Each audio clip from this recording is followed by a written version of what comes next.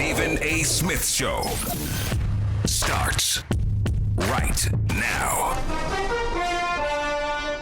What's going on, everybody, on this Football Friday? It's Dan Graca and Chris Canty holding it down for Stephen A. Smith on ESPN Radio and ESPN News. 888-SAY-ESPN is our telephone number, 888-729-3776. And ESPN Radio is presented by Progressive Insurance. Protecting your small business is a big deal. Cover what you've worked so hard for. Visit progressivecommercial.com. Chris, what's up, man? Nothing much, man. Been a while since we had a chance to work together. Has been a while, but no better day than Football Friday to kind of get things going again here. And I think we got a few things to talk about today, don't you think? Just a few, yeah. And I mean, the Thursday Night Football game, say what you want. It is what it is. It's a necessary evil to some. Yeah, I'm actually happy that we got it out of the way. We got it out of the way. We're getting it out of the way here, but you know, not only was it you and I and everybody else who was home watching that game last night between the Tennessee Titans and the Jacksonville Jaguars, which, by the way, doesn't that seem like it's becoming an annual occurrence? Like, you get a Titans-Jaguars game on Thursday night, like, every year, right? I mean, that's a staple. That's the one the NFL really wants to put out there, right? Early in the season, get it out of the way, as you said here. And it wasn't just us. You even had the great Tom Brady chiming in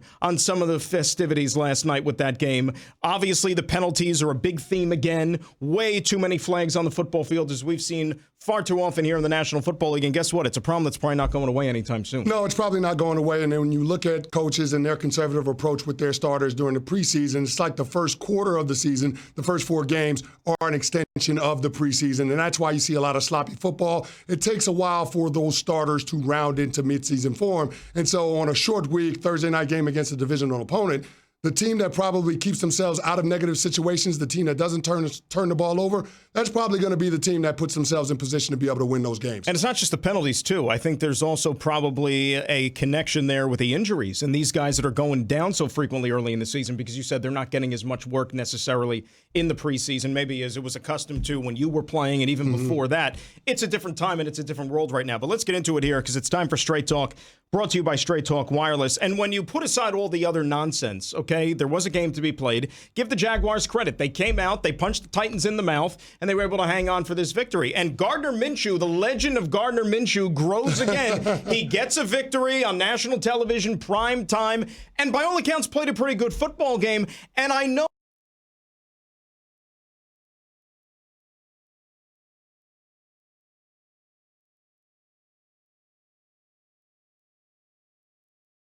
proving here in just a short amount of time, he is a capable NFL quarterback, and the Jaguars are benefiting. Well, I hate to use the term game manager because I know a lot of people lean back on that as a crutch, but I mean, that's essentially what Gardner Minshew has done for this Jacksonville Jaguars team. The best thing that he did last night was not turn the football over, and in a couple of critical situations, I thought he made the key pay. If you look at the fourth quarter in that possession that they had as a 3rd and 10, you end up getting a DPI on Logan Ryan. I mean, that was the right decision for Gardner Minshew to target DJ Chark. And then you had the conversion later on in that drive to DJ Chark, 12-yard reception that ended up leading to the first down. They end up getting a field goal out of that drive, and they're able to ice the game. But to me, that's the difference. When your quarterback is able to set your team up and being able to do just enough to put them in positions to score points and not have a lot of those negative plays, I think that's the advantage that the Jacksonville Jaguars had last night over the Tennessee Titans. I don't want to take anything away from Marcus Mariota, but I mean, it's clear to me that Marcus Mariota got outplayed by Gardner Minshew last night. And if you were to tell me that Marcus Minshew going into week 3 was going to be the guy to lead the Jags in that victory over the Titans, I would be really surprised. Well, here's the thing. And when you look at this AFC South, and this division, look, they had a year a couple of seasons ago there where all the teams were a few of the teams were pretty good, right? But by and large, this has kind of been a forgotten division in the National Football League. You know, whether it's the Colts, the Texans are the team, they're the butt of the joke, right? They'll win a division, they'll play a home playoff game and lose. That's what the Texans were, for example.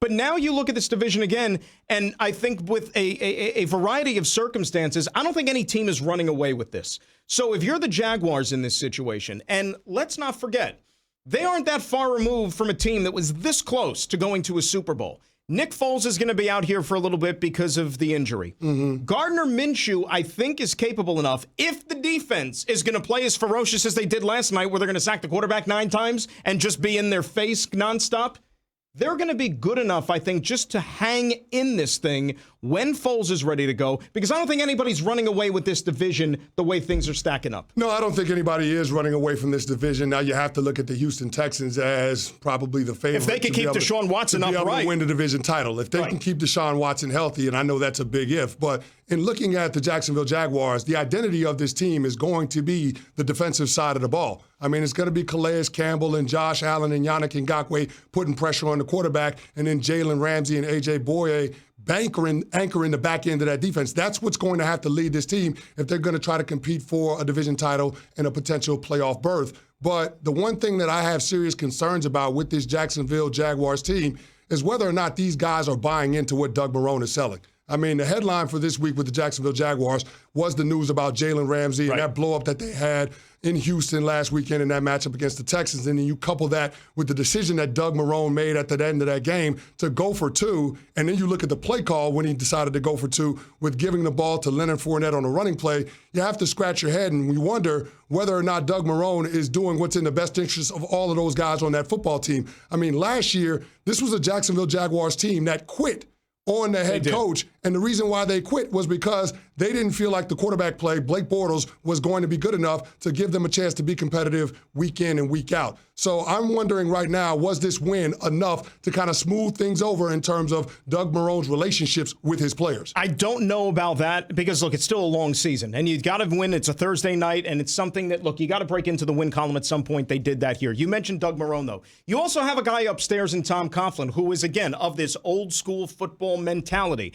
And a lot of the animosity that's harbored right now in that organization as far as Jalen Ramsey is concerned, it's from comments that maybe a Tom Coughlin made. At least that's what we're led to believe, or what he said on the podcast, right? Like other people higher up in the organization. You know, and Tom Coughlin was a guy, you know, you played for him, but when he was here coaching the New York Giants, his tenure ended kind of very unceremoniously, and he had to deal with the Odell Beckham drama, it seemed like, nonstop. He was the guy on the sidelines when Odell kind of lost his mind in that game against Josh Norman, for example, and it was a penalty after a penalty after a penalty.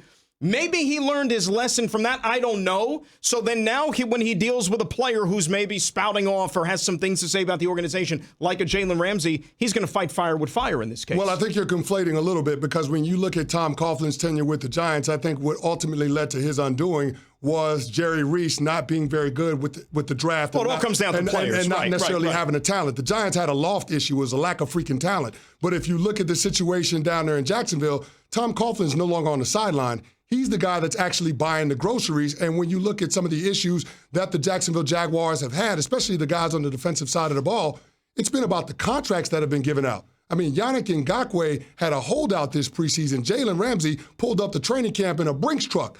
I mean, those guys, which was still great, by the way. Those guys haven't made it any secret about what they want. They want to get paid, but when you look at the organization's decisions to pay some guys, Brandon Linder, their center, they made him the highest paid center in football, paid him after his first 3 years. When you look at Andrew Norwell, a free agent bust from 2 years ago, he's getting paid $13 million a year. So when you look at those decisions by the organization, and then you couple that with the decision not to play productive players like Ngakoue, like Jalen Ramsey, I think those guys have a legitimate gripe in terms of what the Jacksonville Jaguars are doing and who they're allocating their cap resources to. And that leads us to Jalen Ramsey again. And you just brought up the question a couple of minutes ago, you know, is this enough to kind of simmer things down a little bit and cooler heads prevail, maybe feel good about yourself?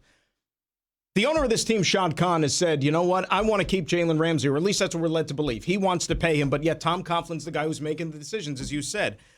I don't know if this is enough to then, let's say, let bygones be bygones. You'd have to ask Jalen Ramsey that. Are they a better football team with him? Absolutely. Is he an impact corner? Absolutely. He's as good as there is in the game, and he can help a lot of other teams out there, Chris, if not the Jacksonville Jaguars right now. I think when push comes to shove, if I'm Jacksonville, yes, it helps you keeping him on your football team, paying him for the foreseeable future.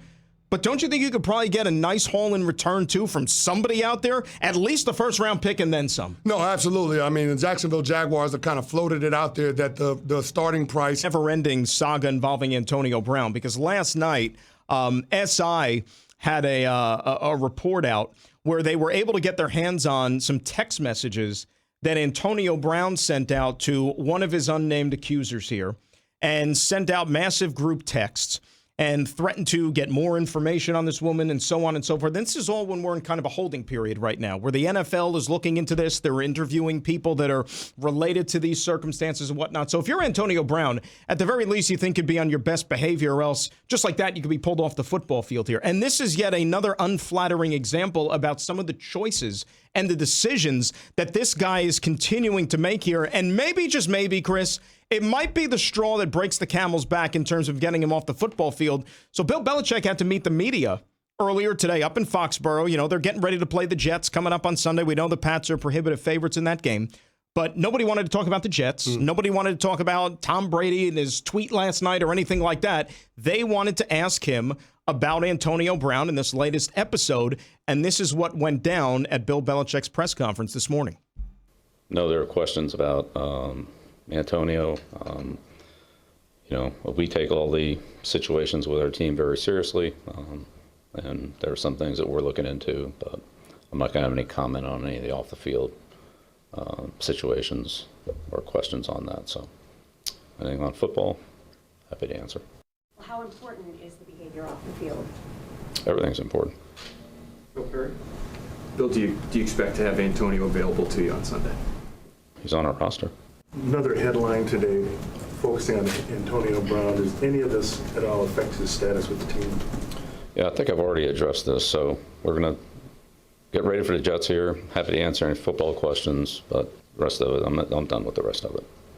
Was there ever a point where some of the off-field stuff is enough, too much? Yeah. I'm good. Okay. Thank you. Well, yeah, we had enough of that. So that was it. Handful of questions, quick. Antonio Brown, and again, the reporters are up there doing their job. I mean, the game, unfortunately, is secondary when you have a story of this consequence here, and he just stormed off. You wonder, Chris, and we know that if you can eliminate all the other factors, Antonio Brown is a dynamic playmaker, as good as we've seen in the National Football League at that position. But I keep coming back to the same question, and I'll ask you, if you're the Patriots, if you're Bill Belichick, if you're that organization, is it really and truly worth it? Well, here's the thing. The Patriots are always going to be in the conversation for competing for championships. That's just what they do. You're talking about 8 consecutive AFC championships, and they've had a string now of 3 consecutive Super Bowl appearances. So when you look at it, it seemed to think it's probably not worth the noise, but Bill Belichick and his staff have made the decision that they want Antonio Brown on this team, and that's for a reason. So you just have to wait and see how all of this plays out with the latest allegations and now another incident where there's potentially violence toward a woman. And so the NFL is going to investigate these things. They're going to do their due diligence with the first accuser, Brittany Taylor. They met with her earlier this week. We'll see what comes of it. But until otherwise notified, the New England Patriots are going to keep Antonio Brown on the field.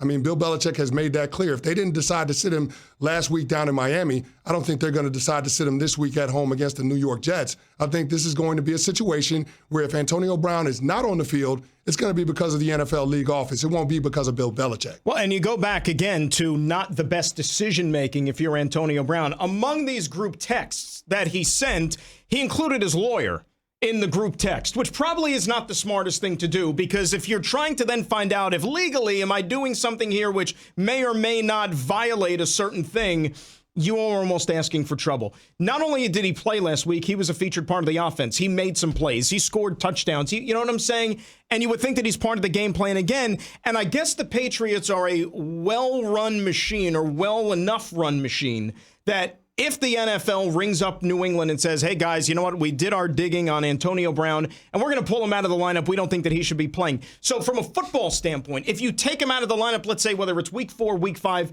they're not going to miss a beat. Other teams, you might look at it and say, boy, this is a big loss for us. But the New England Patriots, you think that they are going to still operate as if nothing is wrong at all.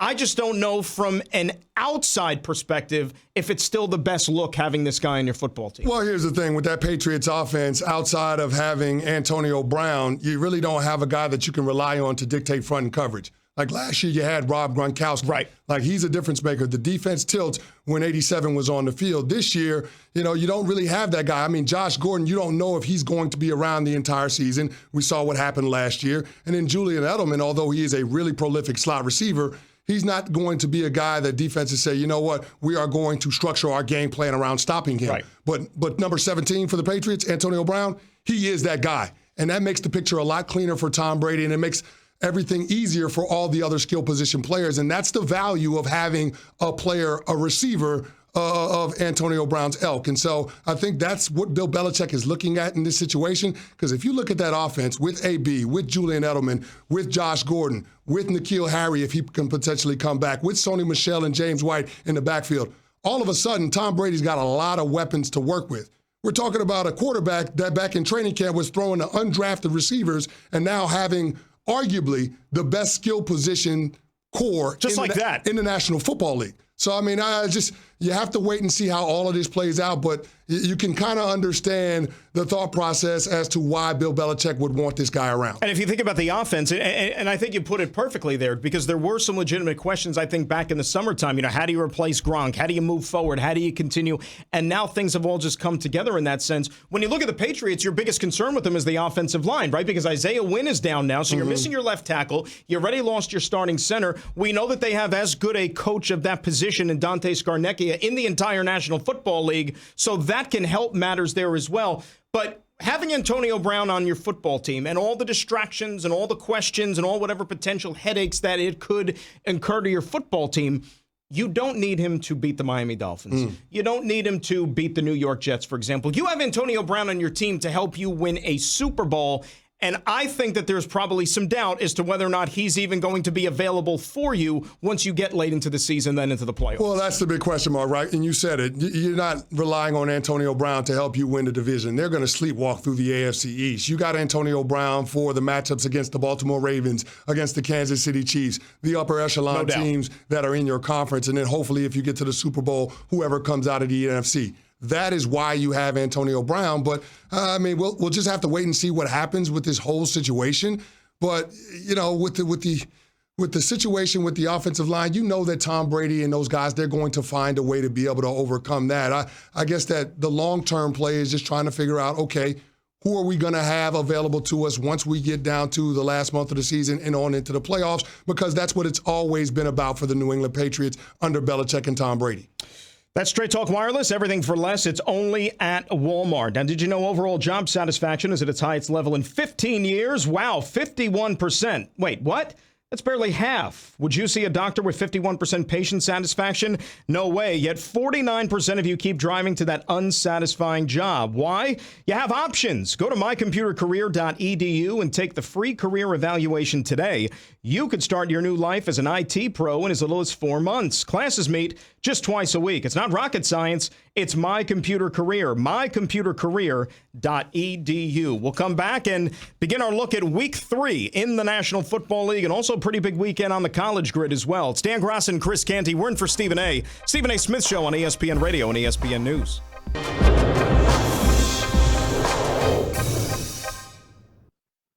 Now, you might have got Gruden's permission to reveal it on social media thereafter, but while you were taping the phone call and ultimately revealed that phone call, you didn't let him know at that time. And by the way, that's illegal in the state of California. Can't tape without a consent of both parties. But that's neither here nor there, because we know that Gruden wasn't going to do anything about that. The point is, there's some egregious, childish, immature, very selfish acts on the part of Antonio Brown. That is not the case here with Jalen Ramsey. Let's be clear about something. That's a different ballgame. Jalen Ramsey wants to get paid, and Jalen Ramsey wants to win.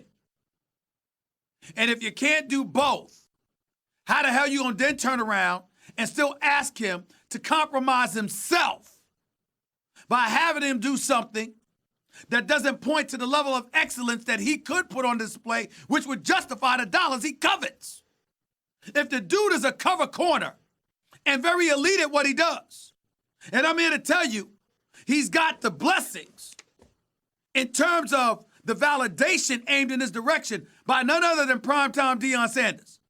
Both of them played at Florida State. Both of them were elite corners.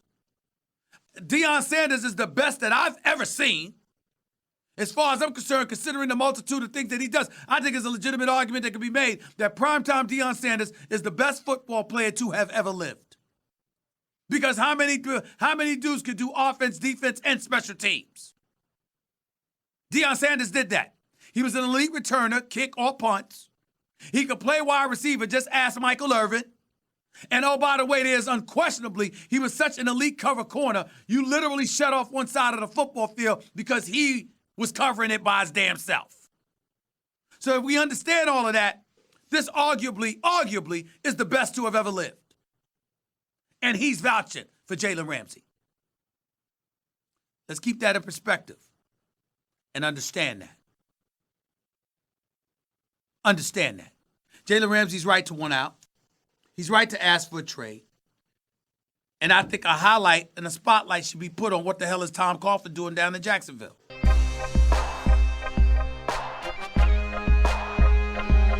Well, let's be clear about something. Me and my agent, we are not the ones who leaked that information.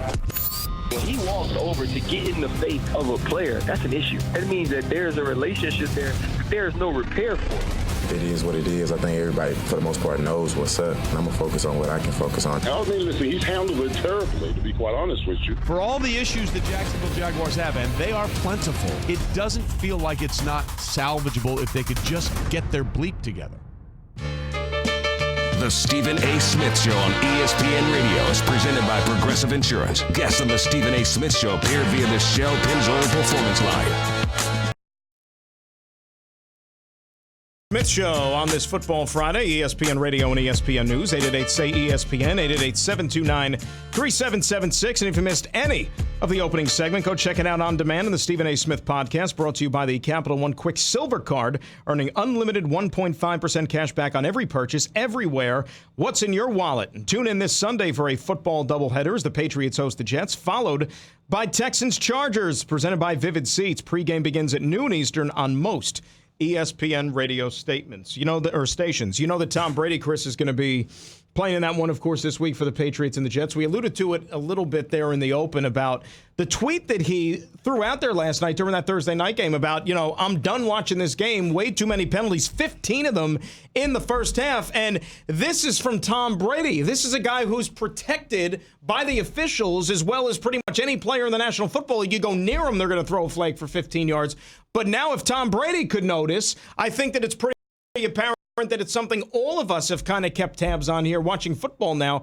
It's getting a little ridiculous. No, they're throwing a lot of flags. Now, early on in the season, there are always going to be emphasis on different rules. The NFL, the referees, the officials, Al Riveron and his staff over on Park Avenue, they're going to be a little flag happy because they want the players to understand what they want the product to look like and ultimately what they're prioritizing in terms of trying to make sure that the game is safer. But, at some point, it does affect the entertainment quality of your product. And so I think over the course of the season, the players will adjust, but also the officials will adjust too, because ultimately this is about making sure the folks that are at home watching it on television, the paying customers in the stand, it's about making sure that they're happy with what the NFL is presenting. 505 accepted penalties through 2 weeks of the NFL season. That's the most over the first 2 weeks of any season in the Super Bowl era. There's a lot. You talk about adjustment, all right? And we know that kind of in a way, as the players are working off the rust the first few weeks of the season, so are the officials, right? Because the speed of a regular season game is different than even the speed of a preseason game. And this is from someone who never played in the National Football League like you can attest to. But you talk about players adjusting, all right? And they have had to do different things and go about it a different way. If you were still playing and now you are in this NFL world, like, for example, now if you're a defensive player and you go and hit the quarterback, you cannot put all of your weight on the quarterback as you're bringing him down. They'll throw a flag. The guy in the Dolphins last year tried to avoid that circumstance. And what did he do? He tore his ACL trying to avoid that circumstance. What are you supposed to do at this point if you're a defensive player? Well, it's frustrating, right? Jamal Adams was tweeting out his frustration earlier this week when he got flagged for a Baker Mayfield hit and then fined $21,000 by the league office. So, clearly players are frustrated, and as a defensive guy, you're just trying to find the happy medium between playing aggressive and make sure you're staying within the framework of the rules and, of course, paying attention to what the officials are emphasizing in that given year. So, when you look at quarterbacks now, you have to be careful how you hit them, right? It's below the neck area and above the knees. So it's a small strike zone, and when you're talking about having offensive linemen draped over you while you're trying to get to the quarterback, it makes it hard for the defenders to go out there and do their jobs. We had Le'Veon Bell on my local radio show in New York City earlier today, and one of the things that he was talking about was saying that it's almost impossible for the defensive guys to go out there and do their jobs just because the speed of the game has picked up. It's a lot faster than even 5 years ago when he came into the league. But then you also talk about, okay, the rules being changed and how people are making sure that the game is trying to be played safer. The NFL, they're tired of getting sued by former players. They're tired of dealing with being dragged back and forth toward court. And so they put these rules in place to try to make sure that from a liability standpoint, they're absolved from any wrongdoing or potential wrongdoing or any liability. So when I look at this, it's one of those things that it's tough to do for defensive players, but it's one of those things that you have to go out there and try to go do your job at the highest level just because that's the reality of where the game is today. And there was one in the game last night, too, the roughing the passer call on Correa, right, that they say they got him in the chin area, which I watched that thing 15 times. I still didn't see that at all. You brought up Jamal Adams from Monday night against Baker Mayfield. My counter to that would be, with the explanation that the NFL gave as to why the flag was warranted and whatnot, okay, what happens if Baker Mayfield didn't throw the football and he was just running out of bounds? Then here, as we're seeing here on ESPN News, what is Jamal Adams supposed to do? Jamal Adams, as he's trying to line up the hit, he doesn't know if Baker Mayfield is going to throw the ball. So if he's a ball carrier, for example, you want to force him out of bounds, don't you? You want to make contact with him. No, you want to make contact because Baker Mayfield may just pull that ball down. He might pump fake it down the field and then try to get upfield and gain some yards. Or that. So it's a tough situation to be in if you're a defender. It's almost as it's a damned if you do, damned if you don't. But you have to recognize that this is the responsibility of the defensive players. The onus is on those guys on that side of the ball, and you have to try to figure out a way to make it work within the context of today's rules. Now, I know Jamal Adams says he signed up to play real football, not two-hand touch. But listen, this is today's NFL. You're going to have to make the adjustment. Otherwise, you're going to have to go do something else. So, I mean, as a defensive player, you don't like it, but this situation just is what it is. You have to adjust. And you think about the Bradley Chubb play from last Sunday. Now, that one was a little... That was the weight play, right? They said that he put his weight on him. I mean, and that ultimately contributed to the Denver Broncos losing a football game, which is just unbelievable that now in 2019 you're watching a clip of that and you're saying, how is that roughing the passer? How is that a bad football play? But that's the world that we live in right now with this National Football League. Our own Adam Schefter talking specifically about the Tom Brady tweet and the fact that if somebody like a Tom Brady is going to bring up the penalty issue, it's going to get people's attention. Tom Brady, who is not exactly known for saying controversial things, correct, tweeted out, I've had enough of this game. I'm turning off too many penalties. Yeah. When he's doing that, I'm sorry, that has to get the attention of the people in the league. And you saw the numbers of holding calls. It's ridiculous. And it just slows down the pace of the game. And I understand they want to enforce it, and I understand they want to watch out for that, and I get all that. But somehow there's a fine line to walk to where you're not calling penalties on every single play, which I guess they can anyway. And this is an issue. I mean, he brought up pacing there, for example. Mm-hmm. We know that it interrupts the flow of the game. But this is an issue that we've been dealing with for the last few years. It's not just a 2019 problem. There have been more penalties. There have been more, in my opinion, egregious penalties over the last several seasons than really anything we were exposed to, let's say, growing up as fans of this game. No, there have been a lot of penalties, and we're sitting there looking at it, and we're saying, well, why is it such a I guess a flag-happy officiating crew every Sunday we go out there and we play an NFL game. But I think the answer to that is the NFL trying to protect its best interests, and ultimately it's the bottom line, right? I mean, when you look at the game, the marquee players in this league, by and large, are quarterbacks. And a lot of the rules are geared toward protecting the quarterbacks because the NFL recognizes that they want to keep those guys on the field. You saw what happened with Tom Brady and the Patriots. What was that, 2008, right after the Super Bowl year where you had the injury and they had Matt Castle have to step in and play the remaining 15 games in the regular season schedule. Well, the NFL realized we've got to make an adjustment. We've got to try to protect our quarterbacks because we don't want those guys not to be on the field. Agree. And the point you make is good, and I understand it. And they essentially created and drafted the Tom Brady rule. So now you can't go low on the quarterback. You go below the knees, you're done, you're getting the flag. I hear what you're saying, and I do think there is some merit to that because, this week, for example, when you look at the Week 3 schedule, you're going to have 6 quarterbacks starting a game this week that didn't start the previous week. Some of them making their first NFL starts, period. Mm-hmm. Whether or not you want to admit it or not, the star quarterbacks are the stars. They are the attractions in the National Football League. And think of how many big household names are already not going to be out on that field come this weekend, right? I mean, just think about what happened last week when you're talking about Ben Roethlisberger going down. You're talking about Drew Brees going down. Andrew Luck said goodbye right before the season started. I mean, Eli Manning is not going to be starting this week, not because of injury, but, that's a guy who's a two-time Super Bowl MVP. Cam Newton doesn't look like he's going to be able to go. Sam Darnold's injured or whatever. That hurts the overall product of the NFL, not to the point where people are just going to completely not watch, but they are the marquee attractions, and that is how you promote your brand, your game, and I could see the league wanting to protect these guys and keep them on the field. I do get that. Well, think about it this way. Of the quarterbacks that you just listed and those teams, talk about the teams that are playing. Are those games really that interesting?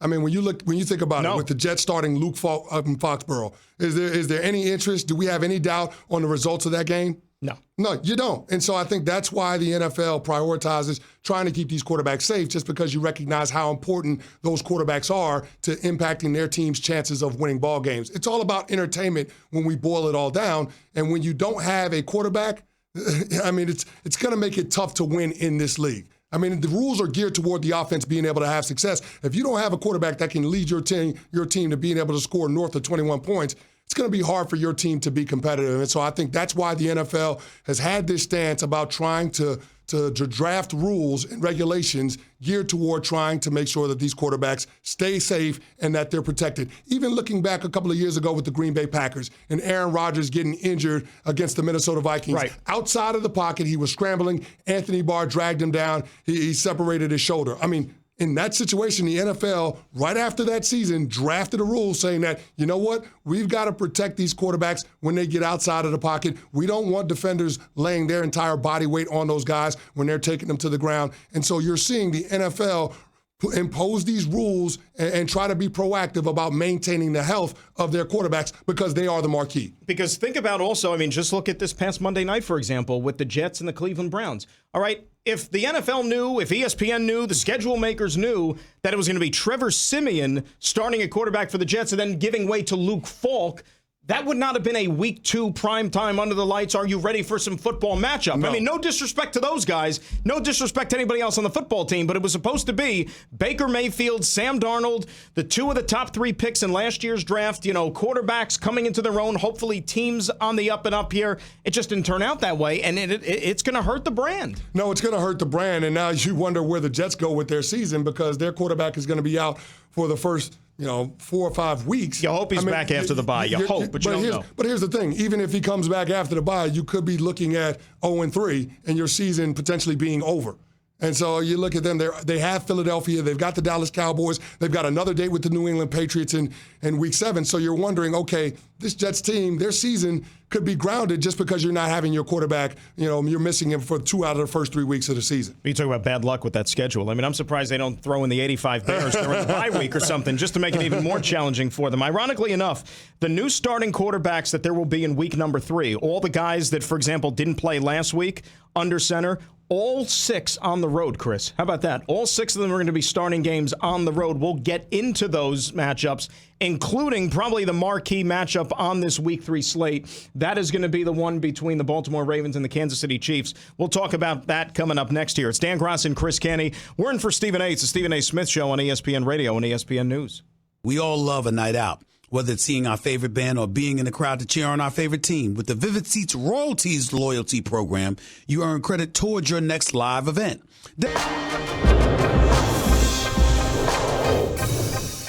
What Jamal Adams has to understand is whether he likes or not, the quarterback position is the most important position in sports. People tune in to watch the quarterbacks.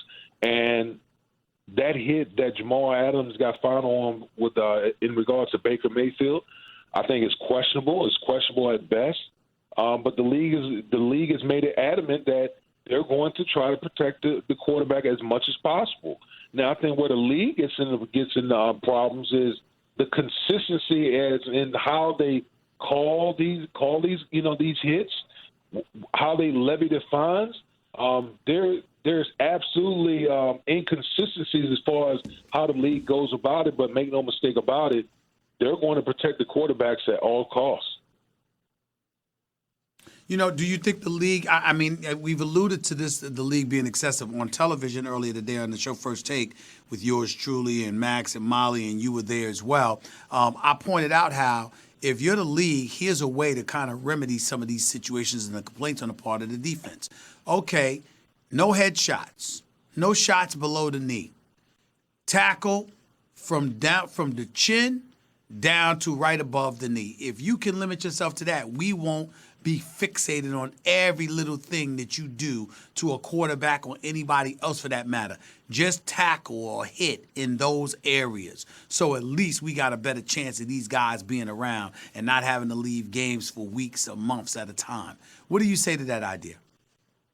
Well, I mean, listen, I like that. You know, the problem is the consistency. I mean, you have a hit like Jamal Adams against Baker Mayfield, but then, you know, the hit that took Nick Foles out for weeks, there was nothing. No call, no fine, nothing. And to me, that's the biggest issue that I have with the league is let's be consistent across the board. I mean, listen, it's already the defensive guys are already at a disadvantage, but let's just be consistent in how we call and how we levy these fines because it's just not fair to these guys on that side of the ball, especially when they got to make snap decisions at the blink of an eye. The Stephen A. Smith Show on ESPN Radio is presented by Progressive Insurance. Guests on the Stephen A. Smith Show appear via the Shell Pennzoil Performance Line. Dan Graca, Chris Canty in for Stephen A. It's the Stephen A. Smith Show on ESPN Radio and ESPN News. 888-SAY-ESPN is the telephone number. 888-729-3776. Stephen A. Smith Show coming to you live from above the Heineken River Deck at Pier 17. And I want you to tune in for college football action tomorrow as Florida hosts Tennessee. It's presented by Dr. Pepper. Coverage begins at 11 a.m. Eastern on ESPN Radio and the ESPN app. Things are not too happy over there in Knoxville so far in the early part of the season. We'll get into the college football to begin hour number 2. Chris, you look at some of these games here for week number 3, and the one that jumps out at you clearly is the game between the Baltimore Ravens and the Kansas City Chiefs, and two of the best young, explosive quarterbacks that we have seen so far the first couple of weeks. The reigning MVP, Patrick Mahomes, who's picked up right where he left off. But how about Lamar Jackson? Not only in the fact that he's moving this team up and down the field and scoring some points, have you seen the completion percentage for Lamar Jackson? A guy who couldn't throw the football and couldn't be an NFL quarterback. No, but he's definitely evolved. I mean, you look at how he's worked on his game over the course of the offseason. He's a different quarterback now, and you look at his ability to be able to operate within the pocket, being able to layer throws, being decisive in his progression and knowing where he wants to go with the football. Those are things that have been impressive. And Lamar Jackson, of course, he's always that X factor because of his ability to be able to take off and run. But that Ravens offense has been built around Lamar Jackson and what he does well. And that's why you have to credit their offensive coordinator, Greg Roman, and what he's done. Not trying to force Lamar Jackson to be something that he's not, but just understanding what he does well and keeping him away from things that he doesn't do so well at this stage in his career. And then the rapport that he has with their tight end, Mark Andrews. I mean, Mark Andrews good young player. I mean, he's had 2 games this season, both over 100 yards. Just his ability to be a safety valve for Lamar Jackson. That kind of relationship with your tight end, I think it's only going to continue to build the confidence for Lamar Jackson as the season progresses. A lot more to get to on this game, all the other Week 3 action, plus the college football, and an episode the New York Yankees have to deal with now off the field, which could potentially affect their chances of winning another world championship. Dan Graca and Chris Canty in for Stephen A. It's the Stephen A. Smith Show on ESPN Radio and ESPN News.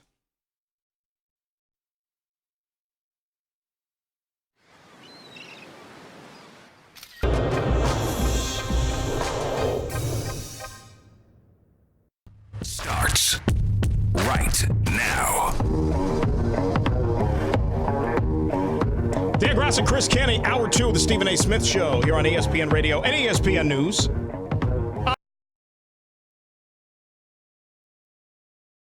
Plus premium gasoline, now with 4 levels of defense against gunk, wear, corrosion, and friction. You can also tune in for college football action tonight as USC hosts Utah. It's presented by Dr. Pepper. Coverage begins at 8:30 p.m. Eastern on ESPN Radio and the ESPN app. Trojans need to find a way to bounce back after that loss to the Cougars last weekend. Maybe that seat getting a little hot there underneath Clay Helton. But let's switch gears, Chris. Just a little bit. Just a little bit. I mean, has Urban Meyer's name been tied to that at all in any way, shape, or form? Just a little bit. When they move away from the athletic director, it's usually probably a sign that somebody's going to be next on the chopping block, and Clay Helton, it seems like he's the guy. Rent, don't buy, as the saying goes. Let's switch gears, do a little bit of baseball. Congrats to the New York Yankees, division champs once again in the American League East, another 100-win season, and then some. Dan, I can't even enjoy it. I can't even enjoy it, and you know why. With this team, it's always been something. Earlier in the season, you're talking about the injuries. The Yankees have had 30 different guys on the IL, over 39 different individual IL stints. But last night, you're watching the game, and you couldn't help but, acknowledge the elephant in the room, that being Domingo Germán. Yeah. And being put on administrative leave by baseball, and there's the investigation behind the domestic violence allegations. And it's just one of those things that's disturbing, because you look at it from the individual standpoint, and you have a zero tolerance policy if you're baseball, if you're the New York Yankees, as they should. And so you have to do your due diligence and investigate these matters. But when you also look at how important Domingo Germán is to this team, you recognize that he's been the most reliable starting pitcher that they've had throughout the course of the season. In 24 starts, he's got an 18-4 record, and he's got 11 quality starts sprinkled into those 24 starts. So, again, the most consistent arm on that starting pitching staff, and now you're talking about not having him for the entire postseason for a team that has championship aspirations. And we're not going to see him again. I mean, I know that this investigation is something that still has to run its course or whatever, but you could make a pretty safe assumption. I know our Buster Olney's reporting it as well. I mean, you put 2 and 2 together, Chris, because this is real life. This is way more important than baseball when something like this happens. But we are not going to see Domingo Germán on a big league mound the rest of this season as long as the Yankees run goes through October. And then this may even go into next season as well, but we'll deal with that once 2020 rolls around here. You talk about right now, though, and what this does to the Yankees pitching staff. And it's not like we're trying to minimize the circumstance here. This is very serious. This is extremely significant here, and it should be dealt with accordingly. The way it's being handled with the investigation and what comes of it, that's Domingo Germán's problem, and he has no one to blame but himself here. But there are still baseball games to play, and the Yankee season does go on here. You mentioned the starting rotation, and guys have gone down all season long for the Yankees, and they have done as good a job of overcoming injuries as probably any team that I can remember in baseball, with the wrath of guys hitting the injured list all season long that I can remember. But think back now with the return of Luis Severino, who only had a cup of coffee on the mound earlier this week. He gave you 4 innings or whatever it was. He is clearly not stretched out yet. You're not going to see him stretched out to where you're talking about him going 7-8 innings in any start. That's not going to happen here in October. But think of how valuable he now becomes for this team in the wake of losing a Domingo Germán. I would have given Domingo Germán, at least in the first round when the Yankees were going to have home field advantage, I would have started him game 2. I say that because his splits, Chris, at home versus on the road, were so significantly different in favor of him pitching in the Bronx that I wanted to make sure that I gave him a start on a mound that he was comfortable in, and now that goes out the window. And now you move everybody up a notch. Well, here's the thing. You just don't know what you're going to get from Germán once you get to the postseason. That's the only box that he hasn't checked, because we've never seen it before. But in terms of what he's capable of, I mean, you could pencil Domingo Germán in for 4 or 5 quality innings, and I think that's exactly what Aaron Boone was thinking. If you look at his last 2 outings, they were piggybacks from the CC Sabathia actually starting those games, and Domingo Germán came in both of those games and pitched outstanding. So I think that kind of gives us some insight into how Aaron Boone and Brian Cashman were thinking of deploying Domingo Germán with their strategy. They've already came out and said, outside of James Paxton, you're not going to see starters get a lot of length in the postseason. That's the Tanakas of the world. CC Sabathia, Severino. Tanaka, I think you might, though. Well, I think you have to. Well, I think Tanaka is possible, but I think they're also looking at potentially pairing Tanaka with one of those other starters. Maybe it's a J Happ or somebody like that. I don't know if you could do that now. But I think that's what but I don't think they have any choice now that Domingo Germán is not available. I mean, if Tanaka doesn't pitch well, there's going to be a short hook. Think about this. We saw it last year in the DS against the Boston Red Sox. Aaron Boone left CC Sabathia and Severino in there way too long. They went in there with a clear plan to try to ride those guys as long as they could, and it got late early for both of them in those situations. I think it was games 3 and 4. Yeah. So I think in this situation, Aaron Boone is looking at it and saying, you know what, outside of James Paxton, I'm not going to give a lot of leash to those other guys that are going to be starting games, because you're going to need CC Sabathia to start a game. You're going to need Tanaka to start a game. I mean, so... Well, Tanaka's your game 1. I mean, Tanaka's still the guy. And I know that Paxton has been on a great run here, but I mean, look, you're a Yankee fan, okay? Tanaka, to me, If you're asking me about any of these guys, he is still the one come October that I trust the most in a big start in the postseason. And I know you're saying that based on what we've seen from Tanaka in postseasons past, especially that ALCS from 2 years ago against the Astros. But here's the thing. Tanaka has struggled to find his grip with his split finger pitch this season. He has. That's the reality of it. It's been inconsistent. He's flashed it. When he doesn't have that split finger, you're going to see some mistakes that are made. You saw it last night in the fourth inning against the Angels, Cole Calhoun with that solo home run shot. When Tanaka doesn't have command and he doesn't control that split finger pitch, it's going to make it tough for him because you got to realize he doesn't have plus velocity on his fastball. He's not that guy anymore. So, I mean, you're going to have to rely on being crafty. You're going to have swing and miss stuff. And with his split being inconsistent, you wonder how effective Tanaka is going to be. That being said, we know that Tanaka does save bullets for the postseason. So he's still a guy that I trust. But I think that Aaron Boone is just trying to look for all the different options that he's going to have. And when you're looking at their pitching staff, both the guys that they have as starters and the guys that they have in the bullpen, I think that it's going to be an unconventional approach in terms of being able to put together the 27 outs in any given postseason game. And that's how it's different now, right? From opposed to how it was, let's say, even a couple of decades ago. You look at postseason baseball right now and how managers decide who's pitching, who's not pitching. It's really a all-hands-on-deck philosophy. Like, you know, in the regular season, you have starters, you have relievers. In the postseason, it's almost like you throw all that out the door. Yep. It doesn't even matter. You're going to bring in guys, no matter if they're a starter by trade or reliever, you're just mapping this thing out almost 3 outs at a time. That's how you have to look at it. But if you lay everything out there, what Aaron Boone is going to have to work with, okay, Tanaka, James Paxton, and Paxton, by the way, has never pitched in a postseason game before. We do not know what we're going to see from this guy. But he's going to get every opportunity because you traded for him to be an ace. And you have to, right. He was that 1A, supposedly by Severino. And Severino, yes, he's back.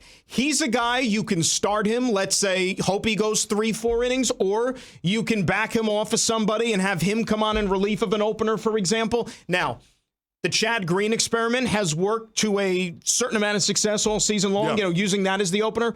But you're not playing a postseason team each and every time you did that. That's the one concern I would have there. But they're going to use Chad Green as an opener. And I think that Chad Green is probably going to be piggybacked by Luis Severino for 4 or 5 innings, try to get you to the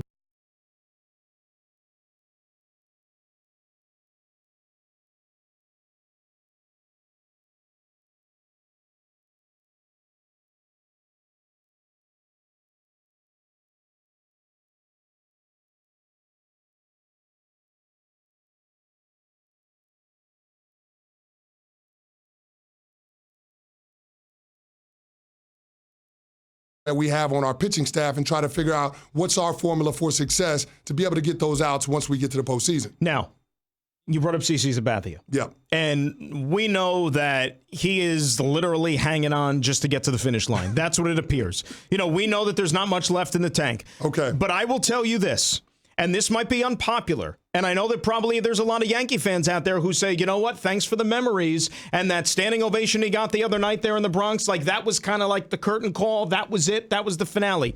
Given the Herman news now, and you're down an arm, and this is even having Jay Happ, who's still there in the ready. Yep. But I still, Chris, would feel more comfortable giving the ball to CC Sabathia in a playoff game and having him grind out maybe 2-3 innings than I would giving the baseball to Jay Happ to start a game in the month of October. Well, I don't think you're going to have any choice now with this Herman news. You're going to have to rely on both of them once we get to the postseason. I know a lot of maybe not Happ. Well, you can say maybe not Happ, but who else are you going to go with? I mean, you look at the pitchers that they're going to have on the postseason roster, you tell me. I mean, you're going to have a choice of Luis Sessa and Nestor Cortez and all of those guys. You want those guys on the mound rather than Jay Happ? Just to start a game, I'm saying. No, but that's what I'm saying. I don't know if he's going to start a game, but you're going to use Jay Happ at some point in the postseason. I think that Brian Cashman and Aaron Boone have been clear about starters coming out of the bullpen. That's going to be an option for them when they think about the various machinations that they could have with the different guys in terms of trying to put it together. But I look at Jay Happ as one of those guys that, I don't trust him. He certainly hasn't looked like the Jay Happ that we saw in the second half of last year.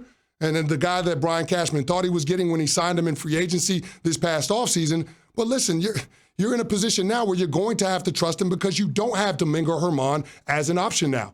I mean, CeCe Sabathia and Jay Happ were both guys that were question marks in terms of whether or not they would make the postseason roster. But based on this latest news that we've got, I don't think it's going to be any choice. And you look at, still there is a quest for home field, and it's still big. I think it matters in a huge way between them and the Houston Astros. I mean, think about the championship series a couple of years ago. And I know it was another season. I get that, but home team won every game in that series, did they not? This year when the Yankees and the Astros played head-to-head, the home team won every game but one. Okay, so I think that still matters. You look at the Astros schedule the remainder of the season, and they're coming off a 5-game winning streak, by the way. They've got 3 with the Angels at home, then 2 in Seattle, and then 4 out there in Anaheim against the Angels. Those are teams, and we just saw the Angels here, right? They're a dead team walking. They're just playing out the string. I mean, Mike Trout. It's hard to envision the Astros not winning 8 out of 10 of those games. With that pitching, if they're going to pitch these guys, it's and they're hard, play it's their hard regular, to imagine that. So, I mean, the Yankees are going to have to go out there. And look, the Yankees still have to go to Texas, for example. There's going to be some emotions there. Texas is closing out that ballpark. They're moving into a new place for next season. So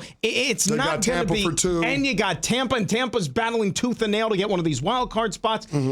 Yankees are facing an uphill battle right now to get that 1 seed, and you never know, it could come back to bite them here. No, it could come back to bite them, but the one thing that I think about when you start talking about the Yankees and their confidence in being able to win down in Houston, a couple of years ago when they went down there during the regular season, it was about, in 2018, trying to prove a point to the Astros that they were capable of winning down there after losing Game 7 of the ALCS in 2017. And if you remember, when they went down to Minute Maid Park early in that season, the Yankees ended up taking 3 out of 4 in 2018. So maybe that's some experience that this young group of guys can draw upon and give them some confidence if indeed they have to go on the road and play down in Houston 4 games in the ALCS.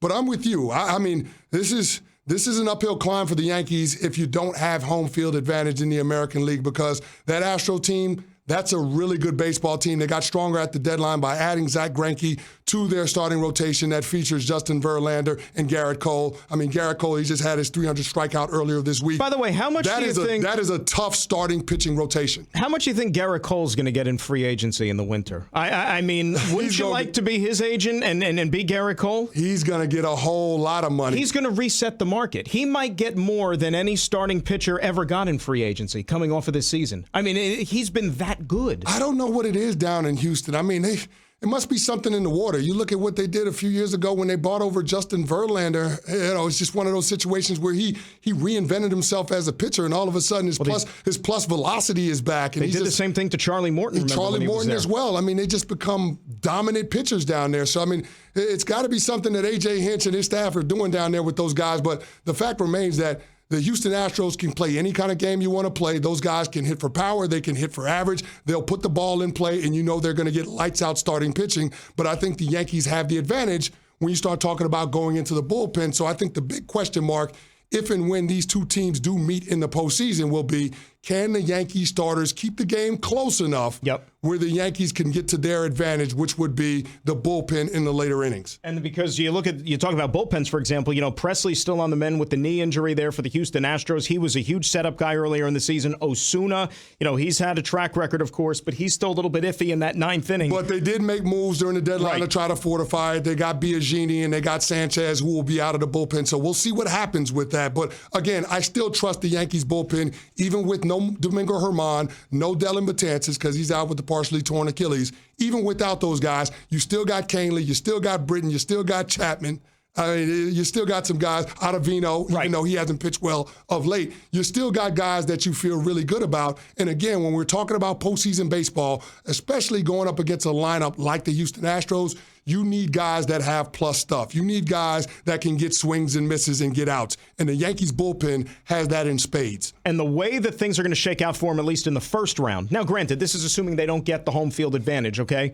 They're going to play the Minnesota Twins in the first round. There are 3 guarantees, 3 certainties, Chris, on this planet. There's death, unfortunately. Taxes also a big, unfortunately. And the Yankees beating the Minnesota Twins. That always happens. It doesn't matter what year it is, what decade it is. The Yankees have owned the Twins, whether it's the regular season, the postseason. And I know that there's different years and everything. But I would feel good if I'm a Yankee fan going into that first round against Minnesota, because Minnesota's starting pitching, for one, has tailed off considerably where they were in the first half of the season. Yes, they can rake. Yes, they've got 5 guys that have hit 30 home runs or whatever it is. But you know what happens in October. There were plenty of Yankee teams way back when who would mash all season season long and then get quieted down by good pitching in October. Well, here's the thing about October baseball. You're not going to get the glut of mistakes that you're going to get from back end of the rotation kind of guys in the regular season.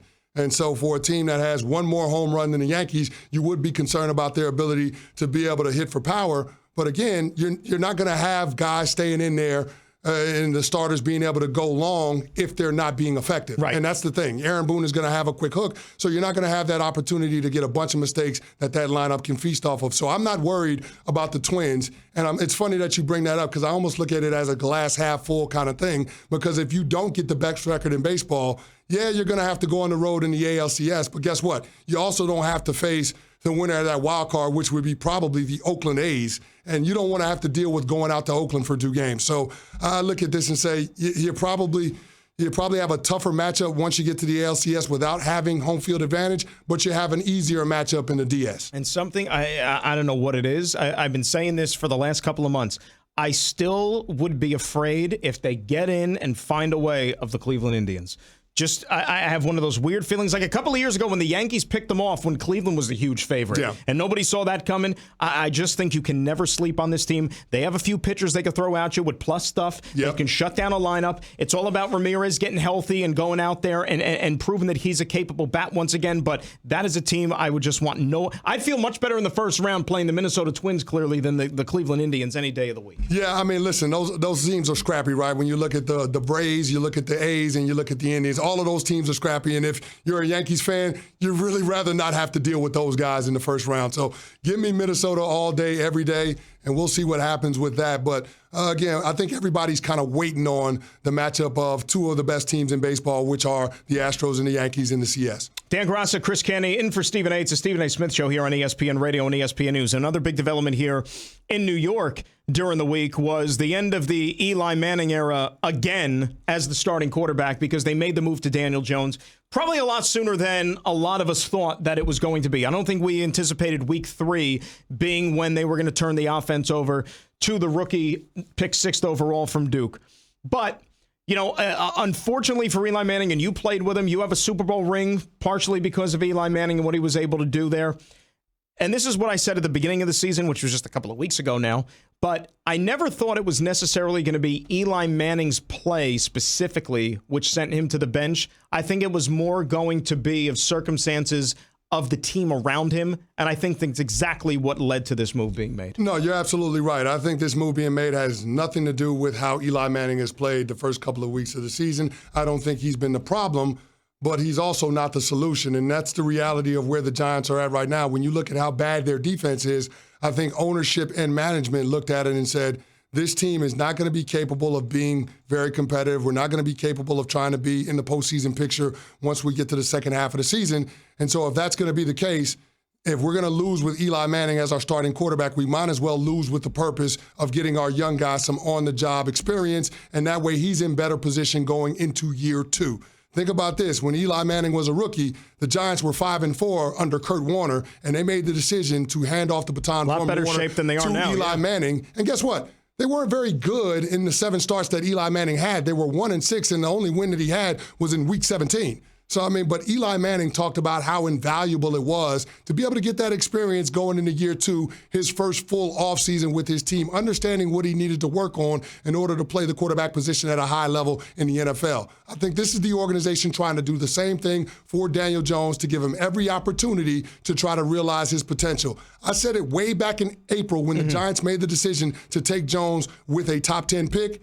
The organization needs to focus on doing everything that they can to support that decision. 2018 ain't about the farewell tour for Eli Manning. I agree. It ain't about trying to get to the postseason. It's about Daniel Jones getting an opportunity to get experience, and hopefully that puts him in better shape going into 2020. And that's the thing, too, right? I mean, when you come out of these seasons where you have a rookie quarterback, a first-round pick, for example, and you know eventually he is going to become the face of your franchise, I almost think that wins and losses become of secondary nature because at the end of, what are we, in 2019, if you're a fan of the New York Giants, if you're a fan of the Washington Redskins, for example, teams that took quarterbacks in the first round, you want to say, Dwayne Haskins, this is assuming he gets on the field, for example. You want to get to the end of the year and take the wins and losses aside and say, you know what?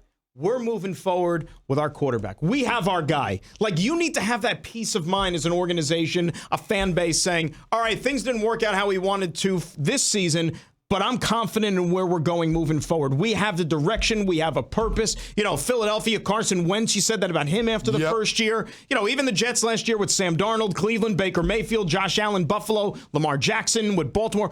All those guys, we have a solution to the most important position in the game. And Daniel Jones, if he could stay healthy, is going to have 14 opportunities probably to at least give the Giants the answer to that question. I've said this before, and I'll say it again. The best way for a player to improve is to actually play in meaningful games. You know what I mean? Agreed. There's only so much that you can learn in the exhibition season, only so much you can do in practice and in the classroom. You have to get out there and you actually have to do it, especially at the quarterback position when you're operating the offense, when you're getting the plays in the huddle, you're giving it to your guys, and then you're getting into the line of scrimmage, and you're having to make reads, diagnose the defense, understand what your guys are supposed to be doing. Daniel Jones will have that opportunity now. And so for me, when you look at what the Giants were in the last 34 games, that's 2 seasons, and then, of course, the first 2 games of this year, they're 8-26. Is that good? No, it's not good. It's not good. And so I think that you realize that this team is rebuilding. Usually when you take a quarterback in the top 10, your team is rebuilding. Right. You're doing it That's for a the reality reason. of it. Listen, I understand people want to point to what Kansas City did 3 years ago. Listen, that is the outlier. I mean, and remember, Andy Reid traded up from 27 to get the 10 to take Pat Mahomes. Yep. But you look at all the other teams in recent memory. You mentioned the Jets. Also Carson Wentz with the Eagles. Jared Goff is another guy to think about. Listen, Mitch Trubisky, another one in Chicago. And guess what? Those teams dealt with the growing pains of those young quarterbacks in their rookie seasons. But going into year 2, all of those teams were in good shape. They were in good position. And guess what? Those 3 teams, Jared Goff, Mitch Trubisky, and Carson Wentz, they all made the playoffs with that quarterback in year 2. So it doesn't have to be this long, drawn-out process to your team becoming competitive. You'll actually have an opportunity, but I think it starts with getting your young guy on the field and letting him get that experience. And I'm glad you brought up the Eli situation to draw a parallel to even his career, because in 2004, when he took over, as you said, Giants were in a lot better shape then than they are right now. They were 5-4. They were at least in the conversation for a playoff spot, and then things went south. I remember, my gosh, Eli had a game in Baltimore against that Ravens defense. Didn't he have like a 0 I thought he was going to die. Yeah. He looked as bad, and as you talk about deer in the headlights, but you gain that experience. Then there was that game, I think it was like the second to last weekend of the season that year, a Saturday, against fellow rookie Roethlisberger at the old Giants Stadium, and it was a shootout between the two. It was a great game. Then the finale against the Cowboys. But the rest of that decade, you were talking about the New York Football Giants being a playoff contender. Starting the next season. Exactly. They won the division the next year in 2005. Now, it was a bad playoff game against Carolina, but still, they won the division. And those games that he got in 2004, which may have jeopardized your season that year, they proved invaluable moving forward. And clearly, no Giant fan is going to complain what you got from Eli Manning over these subsequent seasons, and you hope that you're talking about even half that with what you see from Daniel Jones. Do you have frequent heartburn, like the kind where you have antacid stashed everywhere in case it pops up? You know what I mean. You keep some in your bag or your desk or your car or your nightstand. You have those chalky tablets ready for whenever and wherever heartburn strikes. Well, listen up. There's an easier way to deal with your heartburn. Prilosec OTC. Just 1 pill a day will last a full 24 hours with 0 heartburn. Kick your antacid habit. It's possible with Prilosec OTC. Use as directed for 14 days to treat frequent heartburn, not for immediate relief. Daniel Jones just... Now,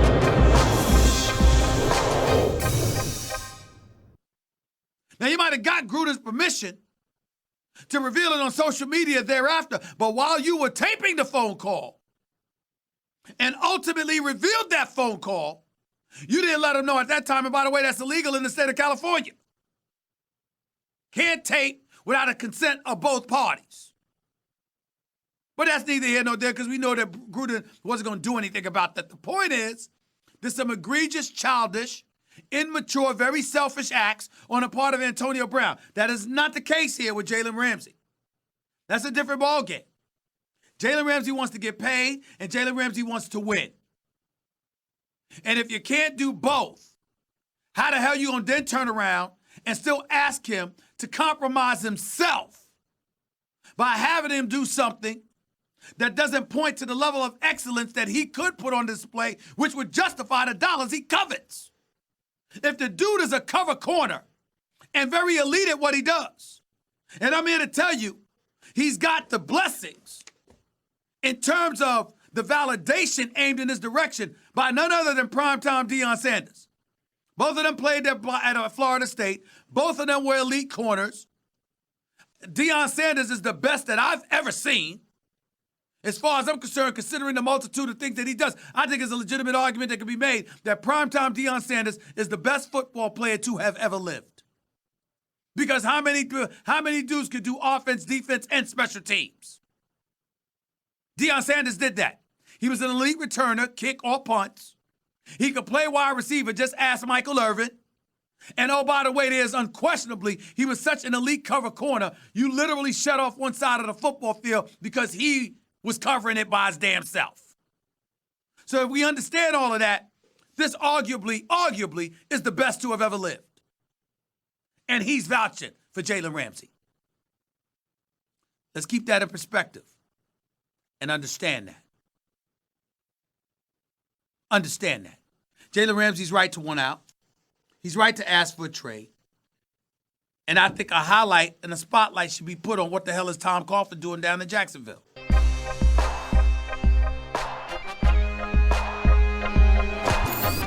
Winning the division. That's a reality now. And the 1-2. Swing and a miss, and the Yankees win. And they are champions of the American League East. It feels good. It really does. Yankees clinch their first division title since 2012, 19th in club history. You know, obviously we have bigger goals, but this is an important step. The Stephen A. Smith Show on ESPN Radio is presented by Progressive Insurance. Guests on the Stephen A. Smith Show appear via the Shell Pennzoil Performance Line.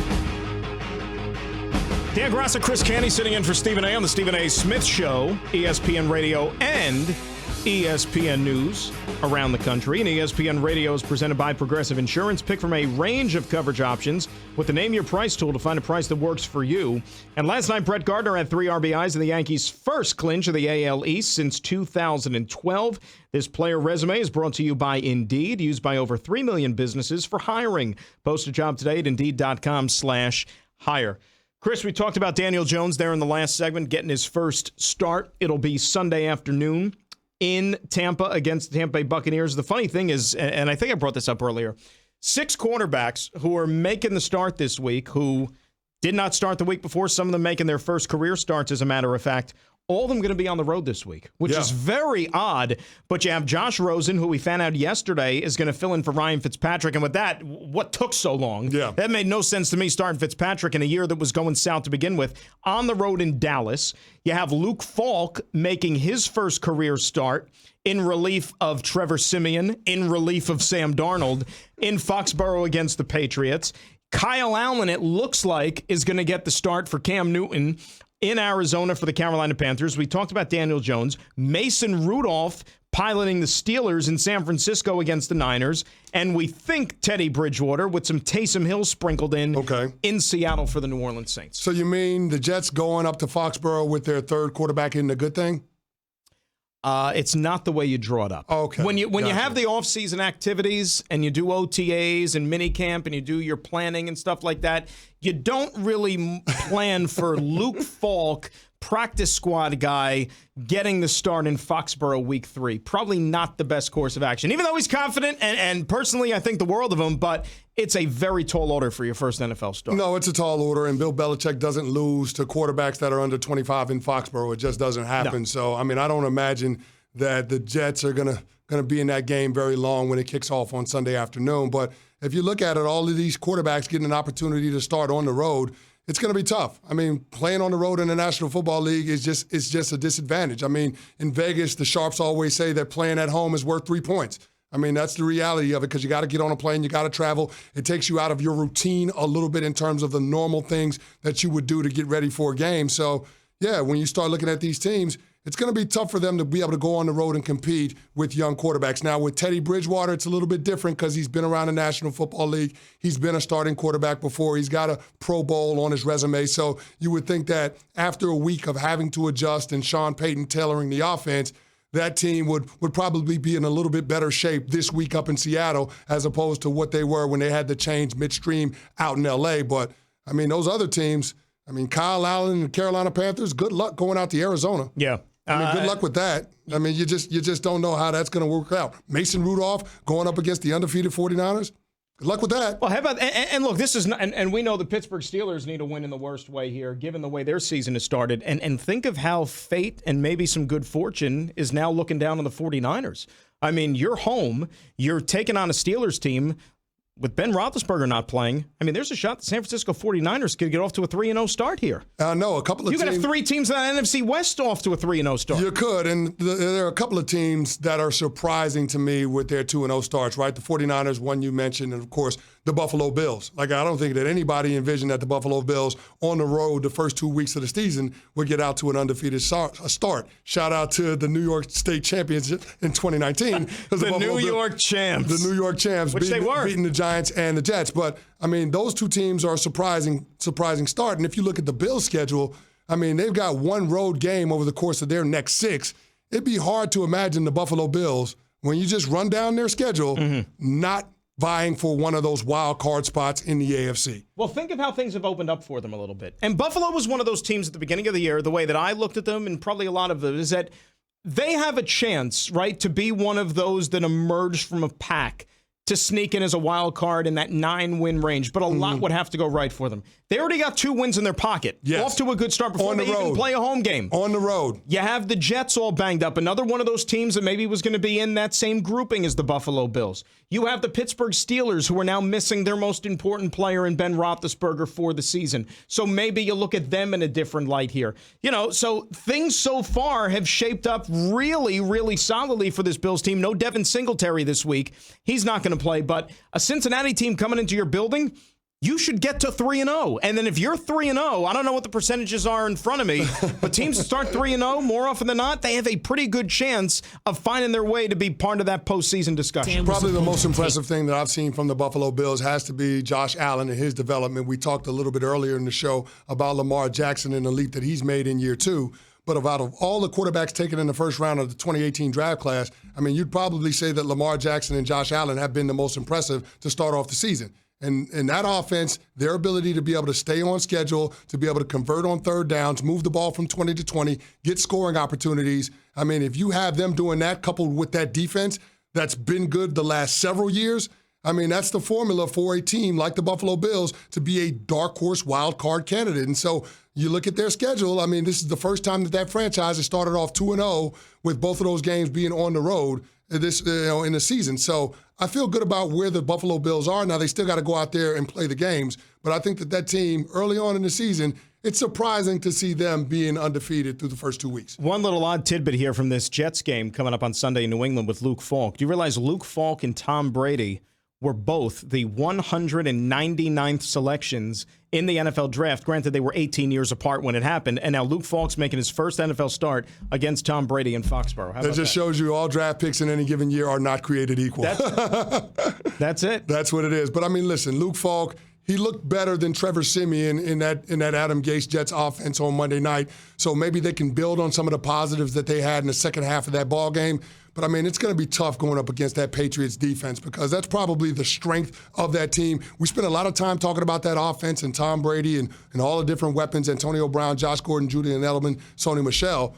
But that Patriots defense is one of the best defenses in the National Football League. Very much so. And it just might be the best secondary in the NFL.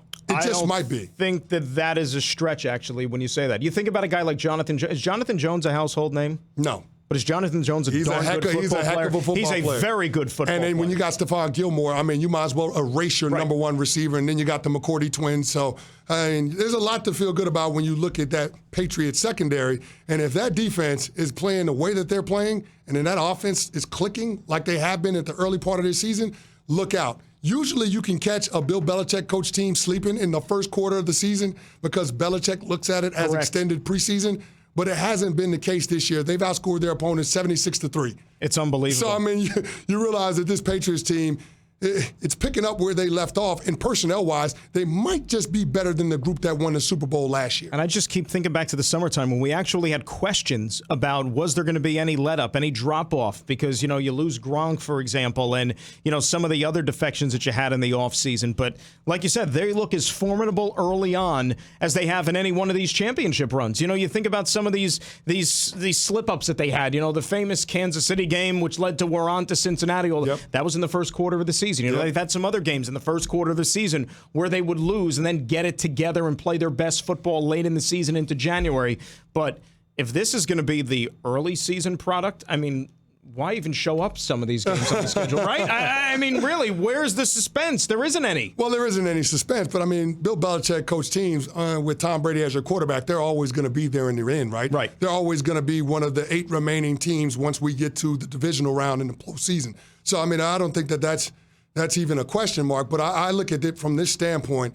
This Bill Belichick Patriots team, they're just preparing for the inevitable down the road, which is going to be the Kansas City Chiefs. And after the first couple of weeks of the season, it's looking like the Baltimore Ravens. And that's the matchup that we focus our attention on this weekend in Arrowhead. That's the marquee game, in my opinion, because you have 2 high-powered offenses, 2 young quarterbacks, 2 teams that have the ability to be explosive. And so that game last year was a 3-point game decided in overtime. So I'm interested to see what that plays out to be this year. I know last year's score was in the 20s. To me, the team that wins this game is going to have to score north of 30 points. I think it's a shootout. I agree with you. And you talked about the Buffalo Bills, who got their first 2 wins on the road. Now they come back home. On the flip side, what you don't want to do is lose your first couple of games of the season at home and be 0-2 and licking your wounds. Dolphins had that happen to them. Jets had that happen to them. And then you have the Carolina Panthers, 0-2, dropping their first 2 in their building. Now they go on the road to Arizona. And as we talked about, Kyle Allen, who started a game last year in New Orleans in Week 17, which, let's be honest, really didn't mean a heck of a lot for the Saints. Now you're going to get a test to see how good this guy really is. And not only that, he needs to come out and perform to maybe help save their season here. Well, I mean, teams that start out 0-2 have an 11% chance of making the playoffs. And the Carolina Panthers didn't make the playoffs last year after a 6-2 start. Now, under Ron Rivera, Carolina Panthers coach teams by him typically don't find themselves in consecutive years being outside of the playoffs. And when you factor in the fact that they have a new owner in David Tepper that wants to win, that has huge plans for the team and for the franchise, potentially building a new stadium, being able to attract an MLS team.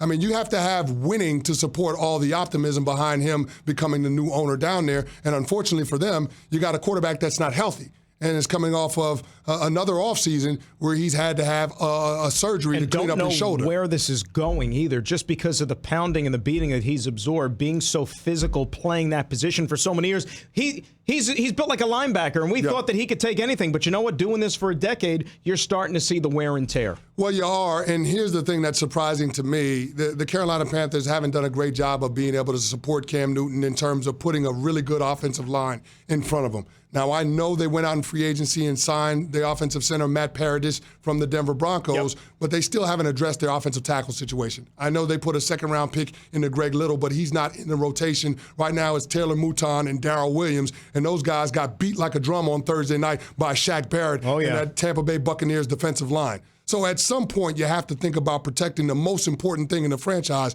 and that is your quarterback. Dan Graca, Chris Canty, we talk about the weekend in college football, and we come right back on the Stephen A. Smith Show on ESPN Radio and ESPN News. The satisfying crunch of Nature Valley Crunchy Bars can keep your family going, which means more outside fun for you. And with whole grain oats and meal, delicious. What Jamal Adams has to understand is whether he likes or not, the quarterback position is the most important position in sports. People tune in to watch the quarterbacks. And that hit that Jamal Adams got fined on with in regards to Baker Mayfield, I think it's questionable. It's questionable at best. But the league has made it adamant that they're going to try to protect the quarterback as much as possible. Now, I think where the league gets in problems is the consistency as in how they call these these hits, how they levy the fines. There's absolutely inconsistencies as far as how the league goes about it, but make no mistake about it, they're going to protect the quarterbacks at all costs.